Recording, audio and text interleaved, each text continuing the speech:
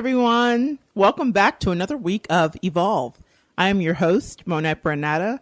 I am so happy that you've chosen today to come and join us and to share some energy. All month long, we've been talking about a variety of subjects, but today we're going to turn the page to something that we don't always like to talk about, but is sometimes, unfortunately, at any point in our life, it could be a reality for our life, and that is mortality.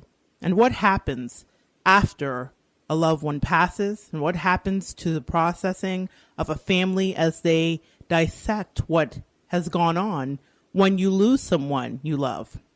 Whether it be from long-term illness or a sudden and surprising thing, losing a family member can fracture the structure of the remaining family. Today, my guest is going to walk us through what that is like, and we are going to be able to help play a part in maybe helping bring some closure, much needed closure, to a chapter in her family's life. Almost 5 years ago today, the course of an entire family's life was dramatically altered. It was in the blink of an eye. Today, Donette will be sharing about her story and how no matter what happens in our life, we always stay connected in spirit. I'm so happy to have you here today, Donette. Welcome to the show. Thank you, Monette, for having us on the show. I really appreciate that. I have been wanting to do this before I even had the show to do it. I have wanted to bring some awareness to your family situation and this cause and bring some resolution. So that is my intention. Whenever we set out to do a show, I always ask any guest, what's your intention for the show? What are you intending? What would you like to see happen? And I come with my own intention today for a resolution and for closure for you and your family. But before we get into all of that, so that the guests can catch up with us, can you tell us about who Mr. Kendall Terrell was to you? My pleasure. Well, Kendall, which we refer to him as Kenny, his close friends and family, they also refer to him as Left Lane's Lefty, Kenny Cash. So he had a few fun names that he liked to go by. Kenny was my nephew, and he was my sister's firstborn. He was the first grandchild of the family, and he was the light of our life. We absolutely adored him. He was like the little man of the house. He was the man of the family. He was 28 years of age. He grew up with me. When I went through my last few years of high school, he was my sidekick. Everywhere I went, he was there. Yeah. We had a ball. He was just like my little buddy, literally. Everywhere I went, he went. Everybody knew who he was. Everybody recognized who he was. And like he grew up way before his age. So for me, he wasn't just my nephew. He was my son. He was my best friend. He was my go-to person. And I think my extra special bond that I share with Kenny was he was born the day before me. Oh, and what day was that? December 2nd was his birthday, and mine is December 3rd. Sagittarius in the house. Yes. So that common bond that we shared, I felt like him and me, only him and I, understood each other. Okay. Through a family of Capricorns. Oh, wow. You all were definitely needed to lighten it up. Yes. So that was our go-to point where we knew who we were, but we also related with each other. Right. So you're having him as my buddy. I love that description because we all remember that. My buddy, the little doll. And that was around his time. Correct. So Kenny was a real life my buddy. And he was adorable. Yes. I've seen the baby pictures to prove it. God. He was so fresh all the time.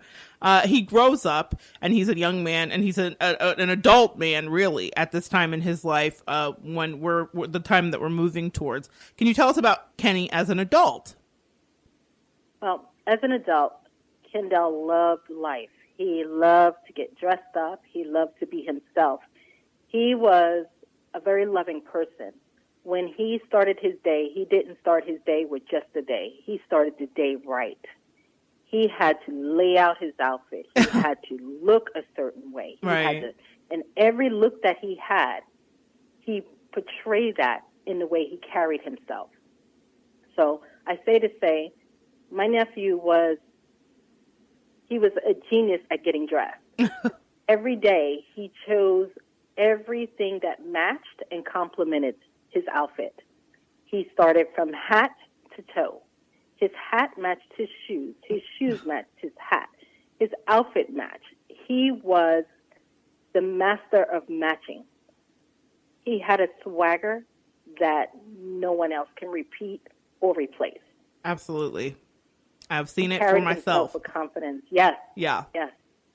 Yeah. I remember coming into the house one time and talking to, just saying hello, and him being like, Mo, you got to check out these gigs. So he was always unboxing. Yes. He was always unboxing. Yes. He was ahead of the curve in all areas in that regard. He had like the newest, best, freshest of everything all the time. Absolutely.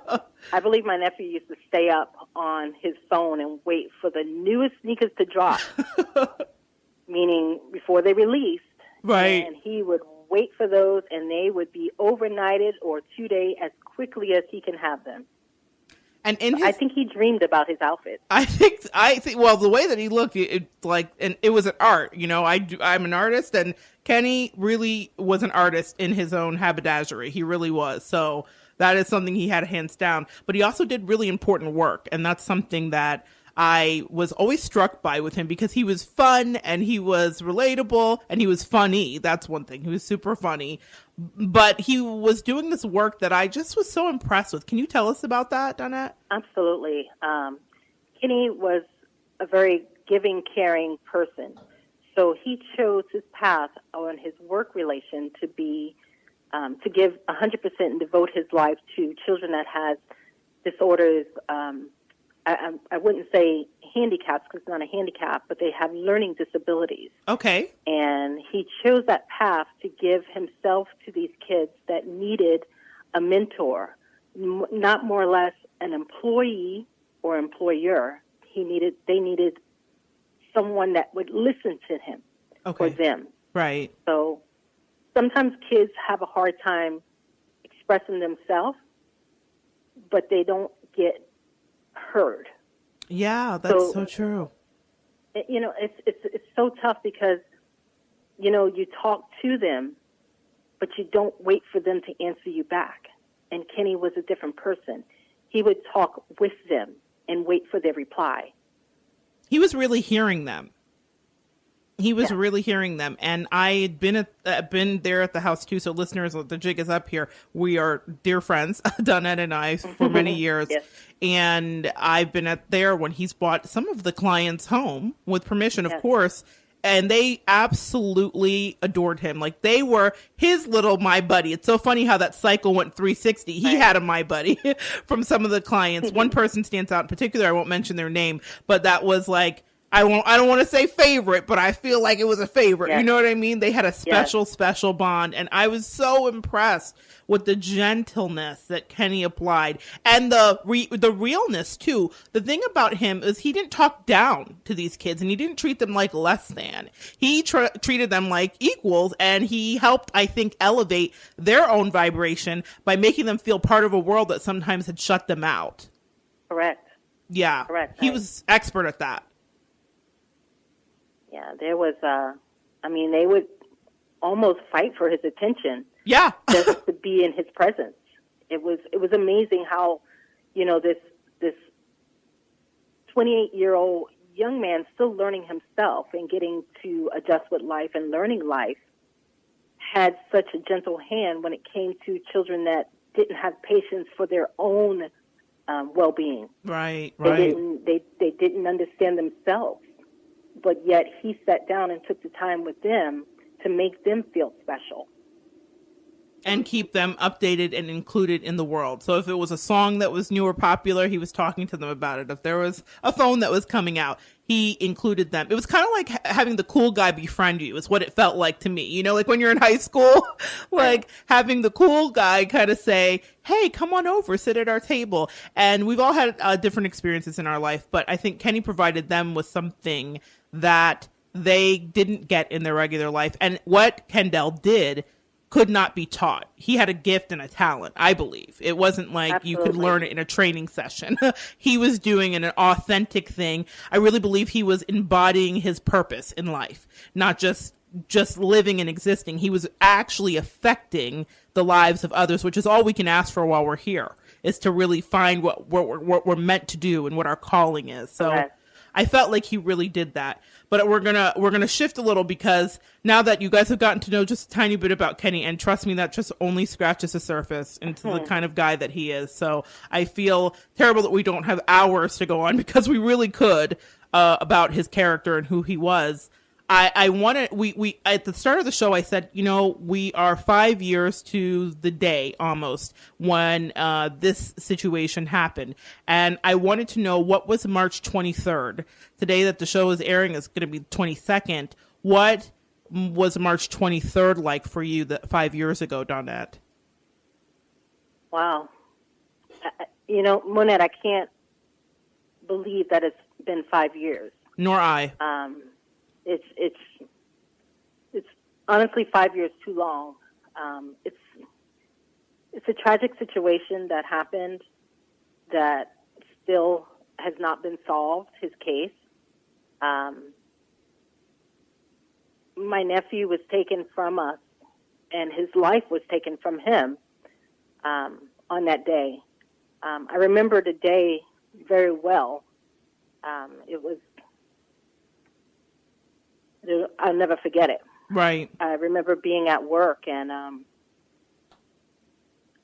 was getting phone call after phone call, but didn't realize it. But I never turned my ringer off when I got to work. And that's how I ended up getting directed to my phone, because I said, oh, I left my phone and didn't turn the ringer off. So that's interesting to me, because you are so studious. I mean, this woman, Yeah. you guys don't know, is like always winning best worker awards. So that's funny to me that you, or best employee of the month, or all this kind of stuff, being singled out for her excellence. It's funny to me that you didn't turn off your ringer. I mean, it's almost faded to me, really. It is funny, but I also feel like it's God's work. Absolutely. There was a reason why my phone was not shut off, and it was all in place. Right. I didn't mean to interrupt you. So you were saying you were getting the calls. I was getting calls in, and one of my managers came out and said, "Oh, I think your phone is ringing." And I said, "Oh, yeah, I didn't realize I didn't shut it off." So she's like, "It's fine. You know, I just didn't know if somebody was trying to reach you." So I said, "Okay, I'll go back and check on it." And long story short, I went in the back and checked it, and I looked, and I had about 8 or 9 missed calls, and I had several texts, and I had several voice messages. And at first I was like, "Well, what's going on? Why am I getting so many calls?" And I looked back, and I started to view through my call log, and I seen where my mom had called, I seen where my brother had called, I seen some other unknown numbers that was coming up that I wasn't familiar with, that I had programmed in my phone. And I seen some texts and some voice on it. So I went back and I played my voicemail, and I can hear my mom's voice on there. And she was, her voice was kind of crackling like something was wrong. And she was holding back on something, but she told me, she needed me to call. I need to call her as soon as possible. Kenny was hurt. So, I immediately started to panic. So I looked, and now my brother's sending me a text and telling me to call him ASAP. So got my phone, go to a landline. I call my brother, because I felt like, you know what, maybe I can understand a little bit better from my brother as opposed to my mom, because she just sounded like she was just going through so many things. So I didn't start to panic until I talked to my brother, and he said, he explained to me something had happened. It was emergency, and I needed your help, and I needed you to be there for your sister, because, it's not a good situation. So I immediately left. Went to be by her side, and I felt like that